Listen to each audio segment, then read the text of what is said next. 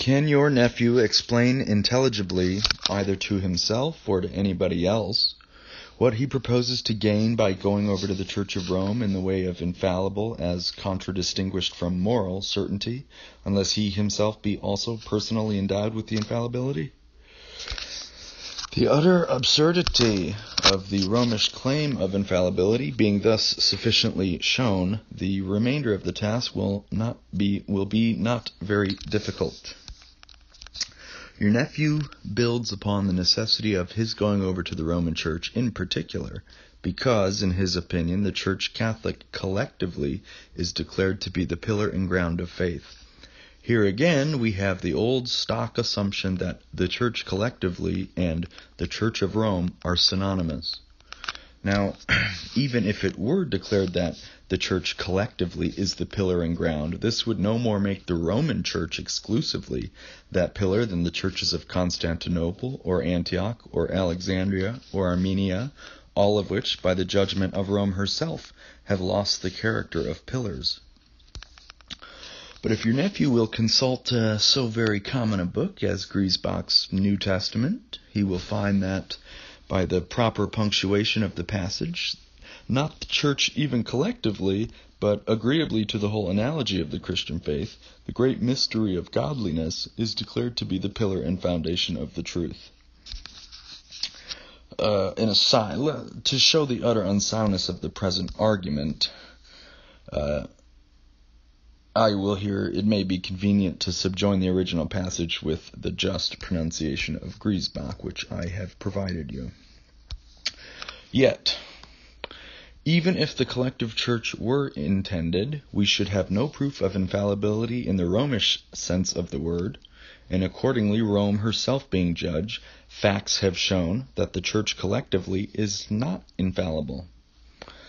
Still, however, under the travestied name of the Church, your nephew contends that the Church of Rome is infallible, and that as such all she holds is truth, and consequently that she has never varied in doctrine.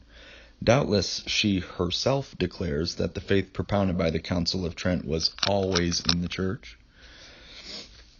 But in making this bold assertion, she asserts a fact, and the documentary evidence of history shows the alleged fact to be a rank falsehood.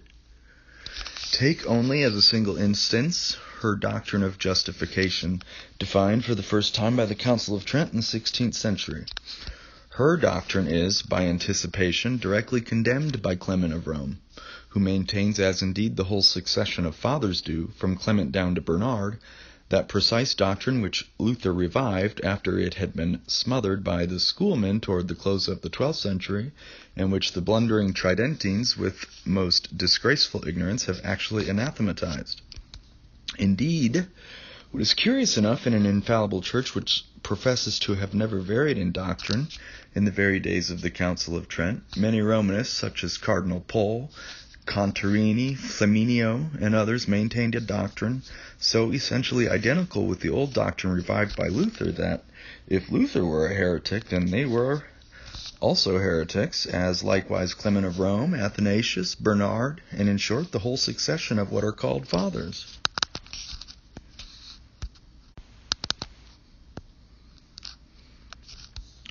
But your nephew thinks, and thinks truly, that infallibility cannot reside in divided bodies mutually anathematizing one another.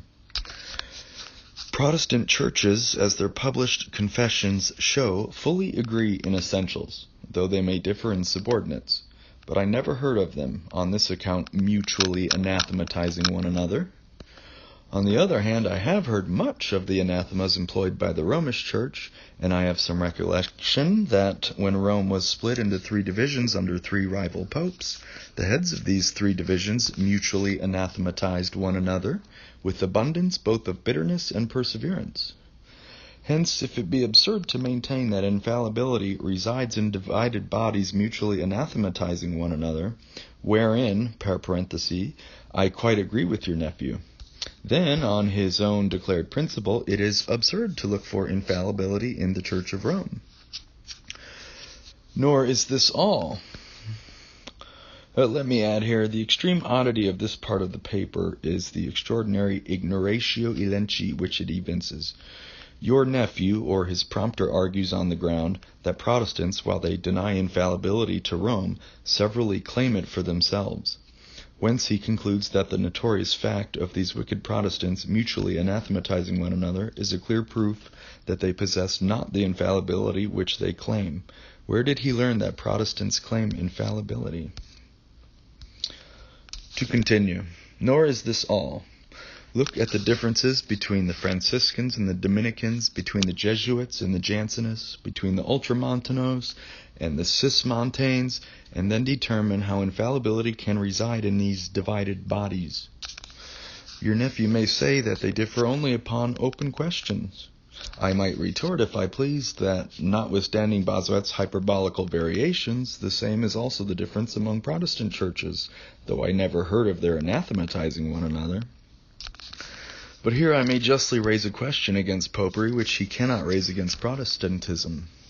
If the Church of Rome be infallible, why does she not beneficially use her infallibility by turning through an infallible decision these open questions into closed questions?